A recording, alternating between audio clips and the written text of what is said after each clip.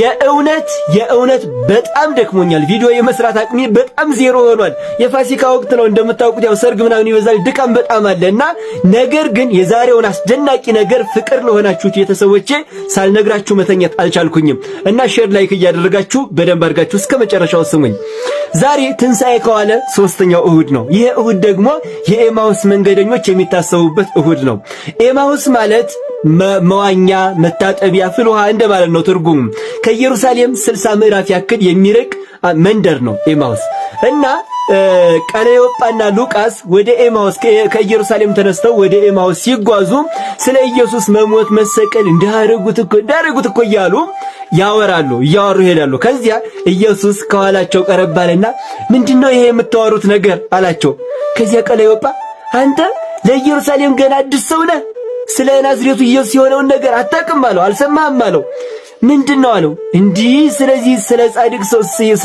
ጻድቅ ሰው ዲቃነ ካህናት እንደሰቀሉት እንደገረፉት እንደሞተ አታውቅም አለው። አይ እሱማ እኮ አለ ኢየሱስ፣ ይሄማ እኮ በኦሪት የተነገረ ነበር፣ ትንቢቱ ይሄ ነው፣ ይሄ ይፈጸም ዘንድ ነው እያለ የኦሪቱን እያመጣ እየተረጎመላቸው እያወሩ እየተጫወቱ ኤማሁስ ደረሱ ማለት ነው። ከዚያ ኤማሁስ ሲደርሱ፣ ኤማሁስ የሚባለው መንደር ማለት ነው ሲደርሱ ኢየሱስ ራቅ እያላቸው መሄድ ጀመረ። ከዚያም በኋላ ምን አሉ መሰላችሁ? ብልጦች ናቸው እነሱ በጣም እንደው አይምሯቸው እንደው ገና ሊበራላቸው ነው፣ ገና አልበራላቸው እና ምን አሉ መሰላችሁ? ፀሐይ ልትገባ ነው መሽቷልና ከኛ ጋር አደር አሉት። እንዴት ደስ የሚል ቃል መሰላችሁ! እስኪ ሁላችሁም ኮሜንት ላይ መሽቷልና ከኛ ጋር አደር እያላችሁ ጻፉ። እነሱ እኮ ገና ኢየሱስ መሆኑን እኮ አላወቁትም። ከዚያ ኢየሱስ እሻልና ወደ ማደሪያቸው ገባላቸው። ከዚያ ገባና ህብስቱን ማለት ነው አንስቶ ባረከና ቆርሶ ሰጣቸው። ከዚያ ያንን ቆርሶ የሰጣቸውን እንጀራ ሲበሉ ማለት ነው የተደፈነው አይምሯቸው ተከፈተና ራሱ ክርስቶስ እንደሆነ አወቁት ማለት ነው። የኛንም የተደፈነውን አይምሯችንን ክርስቶስ በቸርነቱ ይክፈትልን። ታዲያ እነሱ አይምሯቸው የተከፈተው የሰጣቸውን እንጀራ ምን ሲሉ ነው? ሲበሉ ነው። የኛም አይምሮ የሚከፈተው የእርሱን እንጀራ ስጋውንና ደሙን ስንቀበል ነው። ስለዚህ ስጋው ደሙ እንቀበል። ቪዲዮውን ሼር፣ ኮፒ ሊንክ፣ ላይክ፣ ሪፖስት እያደረጋችሁ ለሁሉም አዳርሱልኝ። ቤቱን ፎሎ አድርጉ። እወዳችኋለሁ የኔ ወዶች፣ ክብር በሉልኝ። በተክሊል ያገባችሁ ቀን፣ የሰርጋችሁ ቀን ከበሮ የምትመቱ ሰዎች በደንብ አድርጋችሁ እንድትሰሙኝ ይፈልጋለሁ። ይሄን ቪዲዮ ይጠቅማል ለምትሉ ሰው ሼር፣ ኮፒ ሊንክ፣ ላይክ፣ ሪፖስት እያደረጋችሁ አዳርሱልኝ። ቤቱን ፎሎ አድርጉት እና የሰርጋችሁ ቀን እንግዲህ ያው መዝሙር አለ። በተክሊል ያገባችሁ ቀን ማለት ነው መዝሙር አለ፣ እንደዚሁም በቁርባንም ጭምር መዝሙር አለ።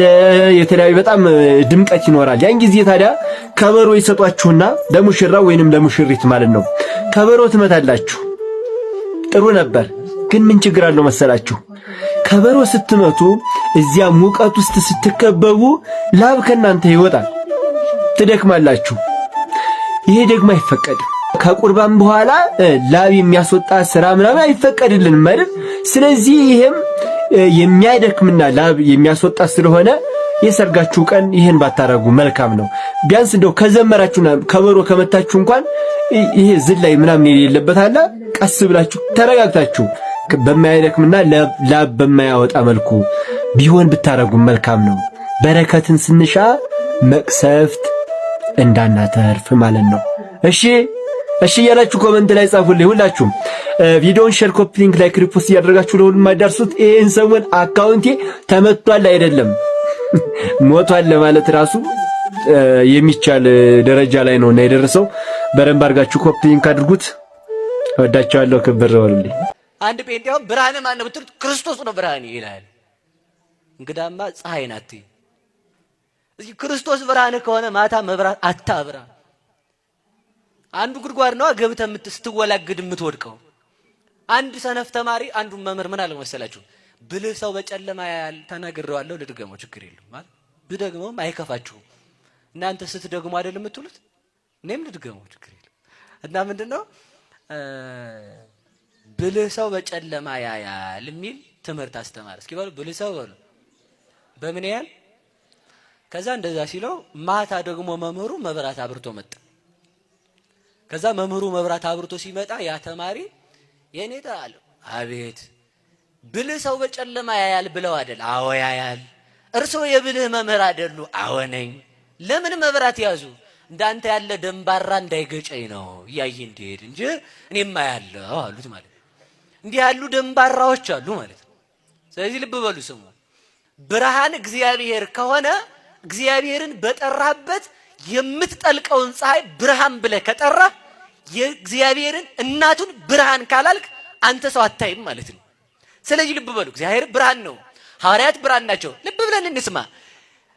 እግዚአብሔር ብርሃኔ ነው ብለህ ፀሐይ አታስፈልገኝም ብርሃን አይደለችም እንደማትል እግዚአብሔር መድኃኒቴ ነው ብለህ ማርያም መድኃኒቴ ናት አይደለችም ማለት አትችልም። እግዚአብሔር መድኃኒትህ ከሆነ ላንተ ሐኪም ፓራሲታሞስ ያዝልህ መድኃኒት ከወሰድክ ላንተ እግዚአብሔር መድኃኒትህ ከሆነ መድኃኒት መውሰድ አትችልም። ለምን? መድኃኒት እግዚአብሔር ነው። እግዚአብሔር መድኃኒትህ ሆኖ ሳለ አንተ ክኒና ወስደህ የምትድን ከሆነ አንተ ክኒና ድንጋይ ወስደህ ድንጋይ ያድነኛል ወይም የእባብ መርዝ የእጽዋት ቅጠል ወይንም ከተለያዩ ንጥረ ነገሮች የእንስሳት ስጋ ወይንም ደግሞ መርዛቸው ተሰብስቦ ያድነኛል ብለህ ካዋጥክ አምላክን ለዓለም ሁሉ ይዛ የድህነት መሰረት ሆና የመጣች ድንግል ማርያምን መድኃኒት አይደለችም ካልክ አንተ ሰው እውነትም አይነ ስውር ነህ ማለት ነው። ስለዚህ እንዲህ አይነቱ አይነ ስውር ይባላል። አንድ ልንገራችሁ፣ እግዚአብሔር አሁን በኦርቶዶክስ እይታ ሲተረጎም ስድስቱ የየራሱ ስቴፕ አለው። እግዚአብሔር ብርሃን ነው እንላለን። እስኪ በሉ እግዚአብሔር ብርሃን ነው። እግዚአብሔር ምንድን ነው? ብርሃን ነው። ይኸውላችሁ ወፈጠረ ፀሐየ ወርሃ አኮ ዘጸልሞ ከበያ ብሩህ ሁለቱ ፀሐይ ጨረቃ ከዋክብትን ፈጠራቸው። ፀሐይ ጨረቃ ከዋክብትን እግዚአብሔር የፈጠረው ጨልሞበት ሊያበሩለት አይደለም። ስለዚህ ምንድን ነው? ወነሳ እምዘዚያው ህጠተ ሰናፔ እምዘዚያው ብርሃን ወይቤላ ለይእቲ ብርሃን ስፍሂ ወተሳፍሂ ሰፋት ወተሳፋት በከመ ወሰነ ላቲ ኬንያሃ። እግዚአብሔር እምኀበ አልቦ ሀበቦ ማለት ካለ መኖር ወደ መኖር አመጣ። እንደው ይሄም ጥያቄ ነው እኮ። እስኪ በሉ ካለ መኖር በሉ ወደ መኖር። አለመኖርን ታውቁታላችሁ? ምንድነው አለመኖር? ምንድነው አለመኖር? እኔ እንደው አንዳንድ ጊዜ ያስቀኛል። ሰው የእውነት ልንገራችሁ በፍጹም ፍጥረትን ማጥፋት አይችልም። ወደ ሆነ አካል መቀየር ነው የሚችለው። ለምሳሌ የሆነን ነገር ወረቀትን ለማጥፋት ይችል እሳት ባያይዛት አጠፋት ምንድነው ያደረኳት? ማመድ ነው። አመድ ደግሞ አሁንም ቁስ ናት ማለት ነው። አለመኖርንም የሚያውቀው እግዚአብሔር ነው፣ መኖርንም የሚያውቀው እግዚአብሔር ነው። አለመኖር ምንድነው ብትሉኝ አለመኖር ነው እኮ የምላችሁ። እኔ ራሱ አለመኖር ምንድነው በሉ አለመኖር ምንድነው በሉ እንጂ ምንድነው? እኔም አለመኖር ምንድነው ነው የምላችሁ። ዓለም አልነበረም መጣ፣ ነበረ፣ ወደ አለመኖር ይሄዳል። የት ያደርገዋል? አንድ ሰው የሆነ ነገርን ለማጥፋት ወይ ያቃጥላል ወይ ይበትናል። ስታቃጥለውም ስትበትነውም ወደ ሆነ ቁስ ቀየርከው እንጂ ማጥፋት አትችልም። ማጥፋት የሚችለው እግዚአብሔር ነው፣ ማምጣትም የሚችለው እግዚአብሔር ነው። ተመልከቱ። ታዲያ እግዚአብሔር ብርሃንን ካለመኖር አምጥቶ ወደ መኖር አመጣው ነው። ካለመኖር በሉ ወደ መኖር። ምንድነው የመጣ? ይሄ ሁሉ ነገር ከየት ነው የመጣው? በሉ ንገሩኝ። ካለመኖር ነው ያመጣው። ከየት አመጣው? ውሃ ብትቀዳ ከወንዝ፣ እሳት ኤሌክትሪክ ብትፈጥር ከሆነ አካል ፍጭት፣ ጋዝ ብትፈጥር ከሆነ ነገር፣ መድኃኒት ብትሰራ ከሆነ እጽዋት። እናንተ እንደምትሉት እንዲሁ በጣም ነው የምታስቁት። አዛኝ በጣም የምታስቁኝ ሁሉ ትምህርታችን ሁሉ በጣም ያስቃል። ውሃ ከየት ተገኘ? ሃይድሮጅን ሲደመር ኦክሲጅን። ኧረ እባክህ ሃይድሮጅን እና ኦክሲጅን የት ተገኘ? በጣም እኮ ነው ጅልነቱ ሰው ማለት ነው። ይህ ለመሸሸግ እንደው እባብ አሉ። እባብ ምስኪን፣ እንደው እባብ ምስኪን እኮ ነው። እባብ ምስኪን ነው። ራቁቱን የቆመ ሰው አይበላም። ታውቃላችሁ አይደል? መለመል ግንድ ከሆናችሁ አይነካም። የት አባቴ ልሸጎጥ ብሎ ማለት ነው። ሰው ልብስ ጣል ካረገ ይበላል። ለምን ቢሉ ነድፌው እደበቃለሁ ብሎ ነው አሉ የሚበላው። እና ተመልከቱ፣ እንደው ሳይንስ መደበቂያ ይፈልጋል።